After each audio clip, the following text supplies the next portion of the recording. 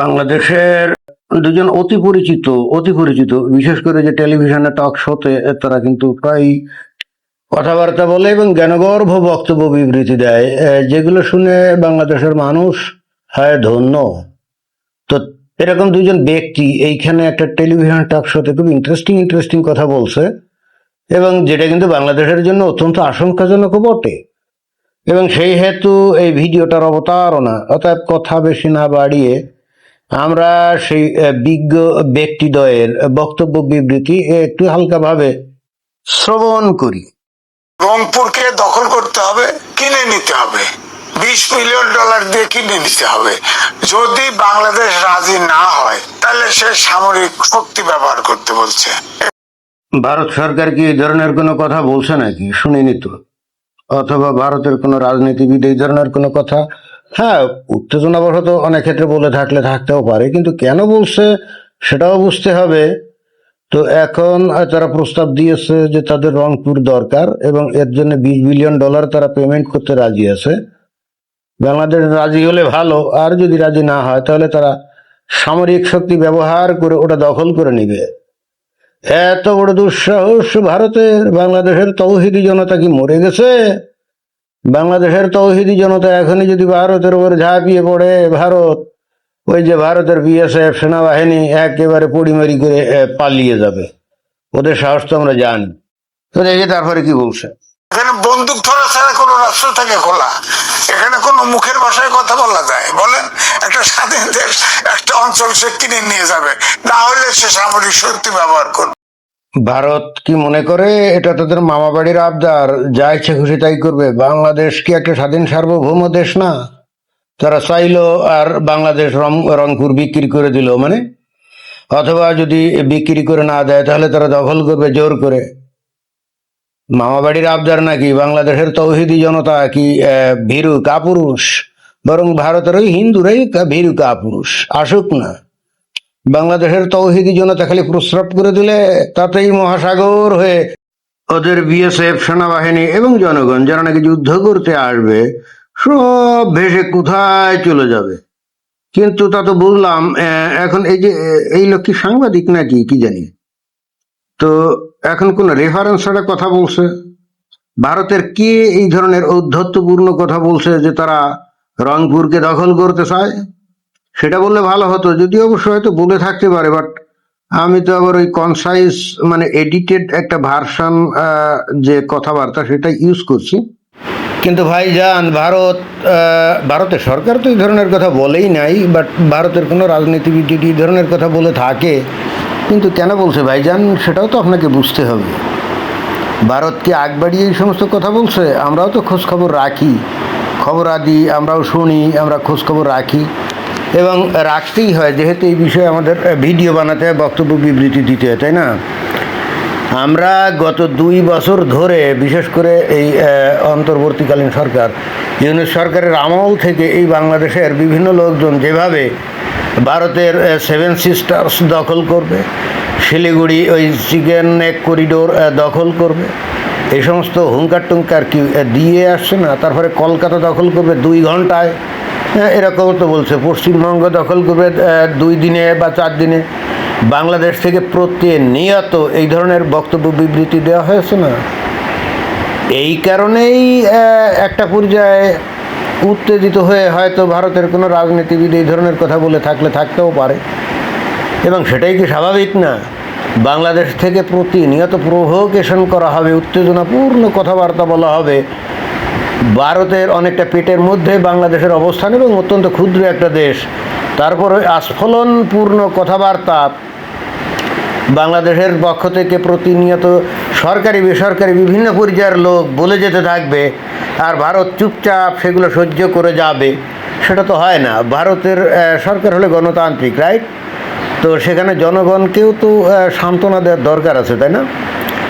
তো বাংলাদেশের তরফ থেকে এই যে গত 2 বছর যে ধরনের উত্তেজনাপূর্ণ এবং উস্কানিপূর্ণ কথাবার্তা বলা হয়েছে, তো তার প্রতি উত্তরে ভারতের সরকার না বলুক, অন্তত ভারতের সরকারি দলের কোনো নেতা টেতা তারাও যদি একটু পাল্টা উস্কানিপূর্ণ কথাবার্তা যদি না বলে, উত্তেজনাপূর্ণ কথাবার্তা যদি না বলে, তাহলে তাদের তো জনসমর্থন কমে যায়, তাই না? তখন ভারতের লোকজন, সাধারণ জনগণ কি মনে করবে? মনে করবে যে ভারতের যে সরকার, ভারতের যে সেনাবাহিনী, ভারতের যে বিএসএফ, এরা নপুংসক, তাই না? বিশেষ করে সরকারকে মনে করবে নপুংসক। কারণ বাংলাদেশের মতো একটা ছোট্ট দেশ এত হুমকি ধামকি দিচ্ছে আর ভারত কোনোই কথা বলবে না, এটা তো হয় না।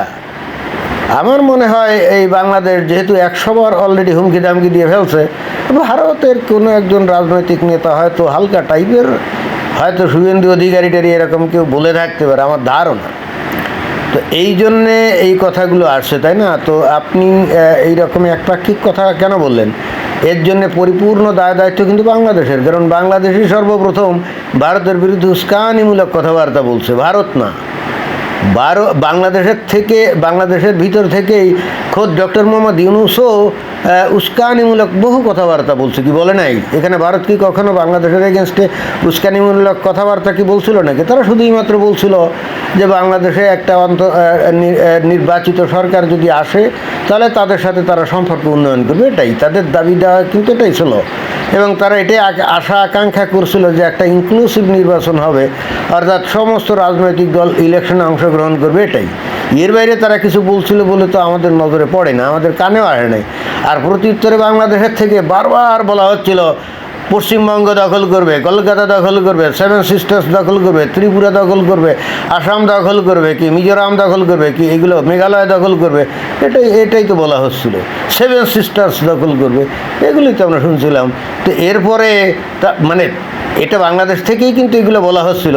তো এরপরে ভারত যদি প্রত্যুত্তরে ভারতের কোনো নেতা যদি একটু টুটা শব্দ করে উত্তেজনাপূর্ণ, তাহলে তার জন্য দায়ী কি ভারত নয় বাংলাদেশ।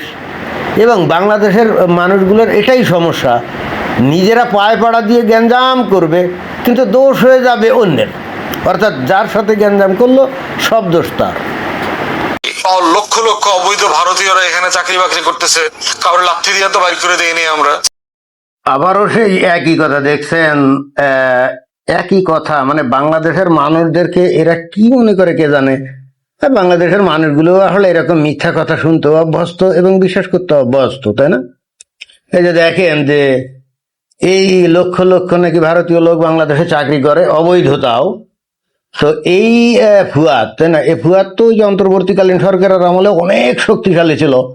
আর তখন এই যে আসিফ নজরুল, সেও তো বলছিল এরা 26 লক্ষ লোক নাকি চাকরি করে। তো এরা ইচ্ছা করলে তখনই তো এদের এই ভারতীয় এদেরকে সবগুলাকে ধরে ধরে পাশা লাথি দিয়ে ভারতে কি পুশব্যাক করতে পারতো না? কিন্তু একটা লোককেও কিন্তু খুঁজে বাইরে করতে পারে না, পুশব্যাক তো অনেক দূরের কথা। ইন্টারেস্টিং ব্যাপার হলো 1.5 বছর ধরে অন্তর্বর্তীকালীন সরকার তারা কিন্তু সুযোগ ছিল বাংলাদেশে কত বৈধ অবৈধ ভারতীয় চাকরি করে এগুলো খুঁজে বের করে ভারতে পুশব্যাক করে দেওয়ার, এইটা কিন্তু কোনো কিছুই করে নাই। এবং এ থেকে আমরা কিন্তু বুঝে গেছি যে এগুলো আসলে প্রচারণা, প্রোপাগান্ডা ছাড়া আর কিছুই না। একেবারে কেউ কাজ করে না তা না, কয়েক হাজার হয়তো করে, কিন্তু সেগুলো নিছক টেকনিক্যাল পারসন।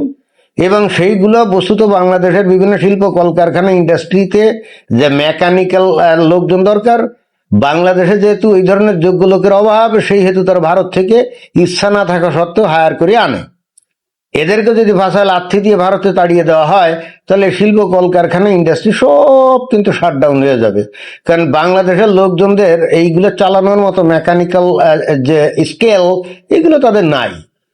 এবং এই বাংলাদেশের শিল্পপতিরা কিন্তু এটা স্বীকারও করে যে আমাদের ইচ্ছা নাই যে ভারত থেকে কাউকে হায়ার করে আনার, কিন্তু আমাদের উপায় নেই, কারণ বাংলাদেশে আমরা ওই ধরনের স্কিল লোক আমরা পাই না। দেখেন যে ফুয়াদ কিন্তু ওই লাইনে যাবে না এবং যার প্রশ্নই ওঠে না, কারণ বাংলাদেশের মানুষ তো চায় এই ফুয়াদ যে কিসিমের কথাবার্তা বলে না, এগুলো বলে উত্তেজিত রাখা। দেখেন এখন এই একই কথা বলে যাচ্ছে, মানে ভাব কান যে সে মানে বাংলাদেশের লোক সরকার না জানি কত উদার, কত মহান, তাই না? যে ইচ্ছা মানে সুযোগ থাকা সত্ত্বেও ভারতের অবৈধ কোনো কর্মীকে বাংলাদেশ থেকে লাথি দিয়ে ভারতে ফেরত পাঠাচ্ছে না। কিন্তু বিষয়টা কি আসলে তাই নাকি? ইন্টারেস্টিং ব্যাপার হলো, আমি যতই এখানে ব্যাখ্যা বিবৃতি দেই না কেন, আর বাংলাদেশের কিছু কিছু লোক যতই মানে বাস্তবিক ব্যাখ্যা বিবৃতি দিক না কেন, যেটা নাকি একটু আগে আমি দিলাম, যে বাংলাদেশে স্কিলড লোককে না পাওয়ার কারণেই বস্তুত ভারত থেকে এই টেকনিক্যাল হ্যান্ডগুলো মানে হায়ার করে আনে।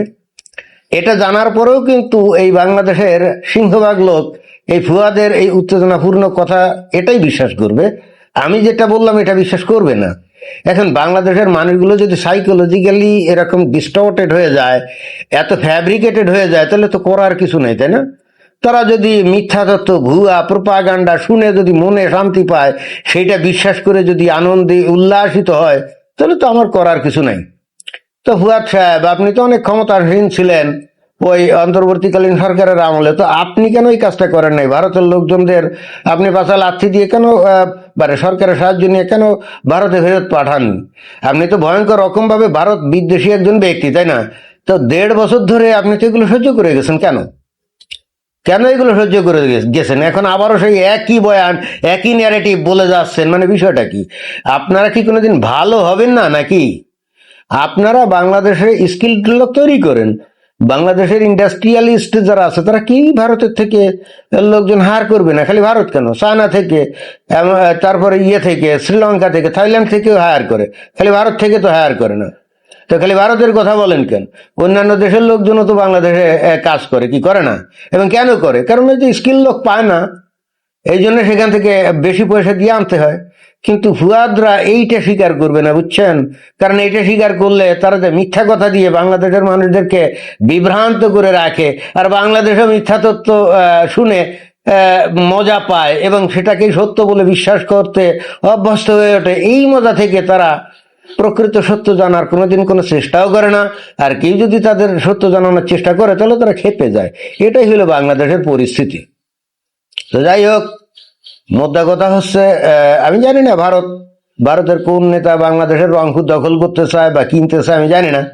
বাট যদি এটা বলেও থাকে, তো সেটা তো বাংলাদেশের কারণে বলছে। বাংলাদেশ গত 2 বছর ধরে কন্টিনিউয়াসলি যেভাবে উত্তেজনাপূর্ণ কথাবার্তা, এই ছোট্ট একটা, অর্থাৎ একটা ওই ছোট্ট একটা ওই বিড়াল হয়ে যেমন বনের সুন্দরবনের বাঘকে হুমকি দামকি দিয়ে আসছে, তা সুন্দরবনের বাঘ তো একটু হালুম হুলুম করতেই পারে নাকি? আর করলেই তখন বাঘের দোষ হয়ে গেল। কি অদ্ভুত একটা দেশ এবং সমাজে বসবাস করে। ধন্যবাদ।